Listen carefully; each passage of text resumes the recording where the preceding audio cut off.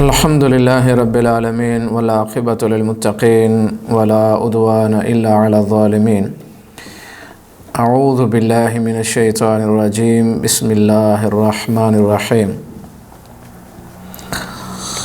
قال الله تعالى في القرآن المجيد والفرقان الحميد. أعوذ بالله من الشيطان الرجيم. بسم الله الرحمن الرحيم. وَيَجْعَلُونَ لِلَّهِ الْبَنَاتِ سُبْحَانَهُ وَلَهُمْ مَا يَشْتَهُونَ وَإِذَا بُشِّرَ أَحَدُهُمْ بِالْأُنْثَى ظَلَّ وَجْهُهُ مُسْوَدًّا وَهُوَ كَظِيمٌ۔ آج امثال القرآن کے حوالے سے ہماری 25ویں جو ہے وہ مثال ہے، اور یہ سورہ نحل کی 57 سے لے کر 59 نمبر آیت ہے۔ اللہ تعالی ہم سب مسلمانوں کو سننے، سنانے اور سمجھنے اور سمجھانے کے بعد عمل کرنے کی توفیق عطا فرمائے۔ آج یہ جو مثال ہے، اللہ رب العزت نے ایک ایسے انسان کی مثال دی ہے کہ جو انسان یہ سمجھتا ہے کہ بیٹی جو ہے وہ میرے اوپر بوجھ ہے، اور اس مثال میں اللہ رب العزت نے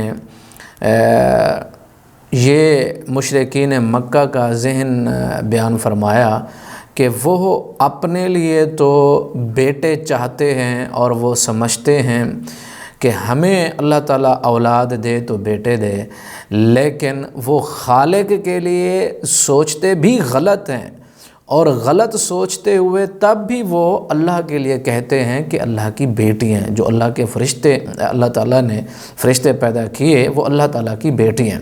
یعنی اللہ تعالیٰ ارشاد فرماتے ہیں اپنے لیے تو بیٹے اور اللہ کے لیے سوچتے بھی غلط، اور پھر بھی کہتے ہیں کہ اللہ کی بیٹی ہیں۔ تو اللہ رب العزت ارشاد فرماتے ہیں وَيَجْعَلُونَ لِلَّهِ الْبَنَاتِ، کیونکہ مشرکین مکہ کا جو عقیدہ اور ان کی جو سوچ تھی وہ یہ تھی کہ یہ جو فرشتے ہیں یہ اللہ تعالیٰ کی بیٹی ہیں۔ تو اللہ رب العزت ارشاد فرماتے ہیں وَيَجْعَلُونَ لِلَّهِ الْبَنَاتِ، کہ وہ اللہ تعالیٰ کے لیے بیٹیاں جو ہے وہ سمجھتے ہیں اللہ تعالیٰ کی یہ بیٹیاں، فرشتے اللہ تعالیٰ کی بیٹی ہیں۔ سبحانہ، اللہ تعالیٰ اس سے پاک ہے۔ وَلَهُمْ مَا يَشْتَهُونَ، اور اپنے لیے وہ جو کچھ چاہتے ہیں، یعنی اپنے لیے وہ بیٹے چاہتے ہیں، اور جو اپنے لیے چاہتے ہیں ان کے لیے وہی ہو، اور خالق کے لیے سوچتے بھی غلط ہیں، اور پھر چاہتے ہیں کہ اللہ کے لیے کیا ہوں، وہ بیٹیاں، کہ کتنی ان کی جو ہے وہ غلط سوچ ہے۔ آگے اللہ رب العزت ارشاد فرماتے ہیں کہ وَإِذَا بُشِّرَ أَحَدُهُمْ بِالْأُنْثَى، حالانکہ اللہ رب العزت ارشاد فرماتے ہیں کہ ان میں سے اگر کسی ایک کو خوشخبری دے دی جائے کہ تمہارے ہاں بیٹی پیدا ہوئی ہے، وَإِذَا بُشِّرَ أَحَدُهُمْ بِالْأُنْثَى ظَلَّ وَجْهُهُ مُسْوَدًّا وَهُوَ كَظِيمٌ، اگر ان میں سے کسی ایک کو یہ بتا دیا جائے کہ تیرے گھر کے اندر بیٹی پیدا ہوئی ہے، تو ان کا چہرہ کالا سیاہ ہو جاتا ہے۔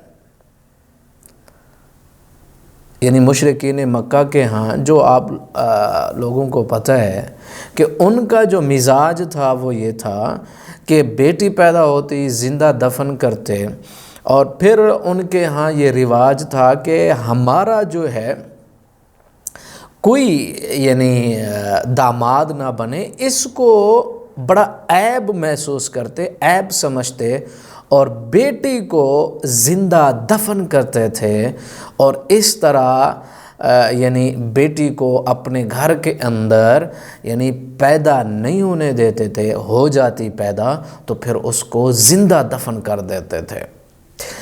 تو اللہ رب العزت ارشاد فرماتے ہیں انسان اس وقت کے وہ ان کے گھر کے اندر بیٹی پیدا ہو جاتی تھی تو چہرے کالے اور سیاہ پڑ جاتے تھے۔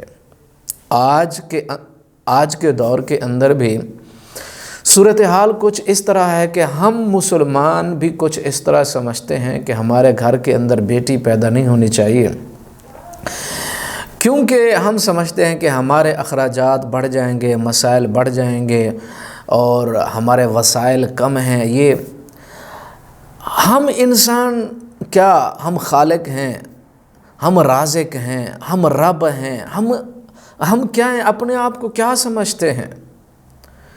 ہم اللہ تعالیٰ کی مخلوق ہیں، اللہ تعالیٰ نے ہمیں پیدا کیا ہے۔ بیٹا جو ہے وہ اللہ تعالیٰ کی نعمت ہے اور بیٹی اللہ تعالیٰ کی رحمت ہے، یہ اللہ تعالیٰ عطا کرنے والا ہے، اور یہ ساری کی ساری نعمتیں اللہ تعالیٰ کی امانتیں ہیں۔ ان کی تربیت کرو اور ان کی پرورش کرو جس طرح اللہ رب العزت نے تمہیں حکم دیا ہے۔ یہ تمہاری ملکیت ہیں لیکن امانت خالق کی ہیں، ان کی عزت کرو، ان کا احترام کرو، اور انہی کی وجہ سے اللہ رب العزت تمہارا رزق جو ہے وہ بڑھاتا ہے۔ کوئی بھی زیرو چیز آتی ہے اپنا رزق لے کر آتی ہے، تم نہ خالق ہو اس دنیا میں، نہ تم رازق ہو، تم نہ رب ہو، تم اس دنیا کے اندر جو ہے وہ اس آنے والی مخلوق کے لیے سبب بنے ہو۔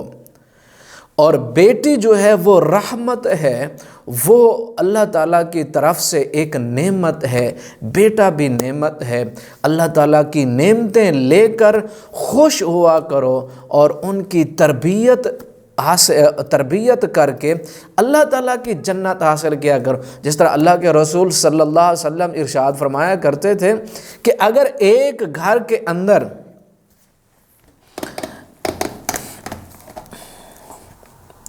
آپ صلی اللہ علیہ وسلم نے ارشاد فرمایا کہ ایک گھر کے اندر جو ہے اگر ایک بیٹی موجود ہے، دو بیٹیاں موجود ہیں، ایک مسلمان جو ہے وہ ان کی تربیت کرتا ہے تو پھر وہ جنت میں چلا جائے گا، دو ہیں، تین ہیں۔ تو مطلب کہنے کا یہ، بیٹی کی پرورش کی وجہ سے ایک مسلمان جو ہے وہ جنت میں جا رہا ہے، چاہے دو ہوں یا تین ہوں۔ تو اللہ رب العزت نے جو حکم دیا کہ تم اس کی بیٹی ہو تو اس کی پرورش کر کے تم جنت میں جو ہے وہ جا سکتے ہو۔ اللہ رب العزت تمہیں جنت دیتا ہے، کس وجہ سے؟ کہ ان کی تم جو ہے اچھی پرورش کرتے ہو، اور پرورش کرنے کی وجہ سے تم جنت میں چلے جاتے ہیں۔ تو اللہ کے رسول صلی اللہ علیہ وسلم نے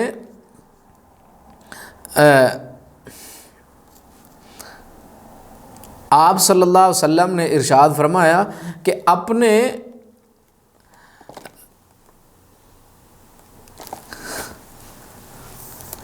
اپنی بیٹی کی وجہ سے جو ہے تم جنت میں چلے جاتے ہو، بیٹی کی پرورش کی وجہ سے۔ اچھا آگے سنیں، پھر اللہ کے رسول صلی اللہ علیہ وسلم ارشاد فرماتے ہیں کہ وَهُوَ كَظِيمٌ، اور غصے کے حالت میں، يَتَوَارَى مِنَ الْقَوْمِ مِنْ سُوءٍ مَا بُشِرَ بِهِ، اور اپنا منہ جو ہے وہ چھپاتا رہتا ہے مخلوق سے اپنا منہ جو ہے وہ چھپاتا ہے ایک جو ہے مسلمان اپنا منہ جو ہے وہ چھپاتا ہے، کس وجہ سے؟ کہ میرے گھر کے اندر جو ہے وہ بیٹی پیدا ہوئی ہے۔ او یمسکہ علی ہون ام یدسہ فی التراب، وہ اپنا منہ جو ہے قوم سے چھپاتا ہے اس وجہ سے کہ میرے گھر کے اندر بیٹی پیدا ہوئی، لوگ مجھے یہ نہ کہہ دیں کہ تیرے گھر کے اندر بیٹی پیدا ہوئی ہے۔ یا پھر ایسا کہتا ہے کہ وہ اس کو کیا کرے، ام یدسہ فی التراب، یا پھر کیا کرے، اس کو مٹی کے اندر دفن کر دے۔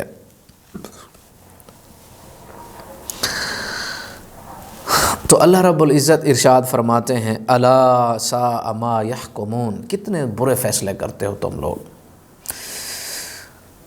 یعنی اتنی ذلت اور رسوائی، اتنی پریشانی یعنی انسان سوچتا ہے، دل اور دماغ میں رکھتا ہے کس وجہ سے کہ گھر کے اندر بیٹی پیدا ہو گئی. استغفر اللہ والعیاذ باللہ. یہ اللہ کی مخلوق ہے، اللہ کی نعمت ہے، چاہے بیٹا ہے یا بیٹی، وہ اللہ تعالیٰ کی عطا کردہ ہے. انسان کو، مسلمان کو یہ سمجھنا چاہیے بیٹے کے آنے کی وجہ سے اور بیٹی کی آنے کی وجہ سے نہ دنیا بدلتی ہے، نہ زمین و آسمان کے اندر کوئی تبدیلی پیدا ہوتی ہے، کوئی مسئلہ نہیں ہوتا. یہ اللہ تعالیٰ کی نعمتیں ہیں، انسان کو ملتی ہیں، ایک باپ کو ملتی ہیں، اولاد ملتی ہے، لیکن ان کی اچھی تربیت کرنے کی وجہ سے والدین کو دنیا اور آخرت کے اندر جو ہے وہ فائدے بھی ہیں، اور دنیا آخرت کے اندر ان کو اچھے یعنی رزلٹ اور نتائج بھی ہیں. لیکن اگر انہی کی اچھی تربیت نہیں کی پھر دنیا آخرت کے نقصان ہیں. اللہ تعالی ہم سب مسلمانوں کو اسلام سمجھنے اور اس پر عمل کرنے کی توفیق عطا فرمائے. وما علینا الا البلاغ المبین.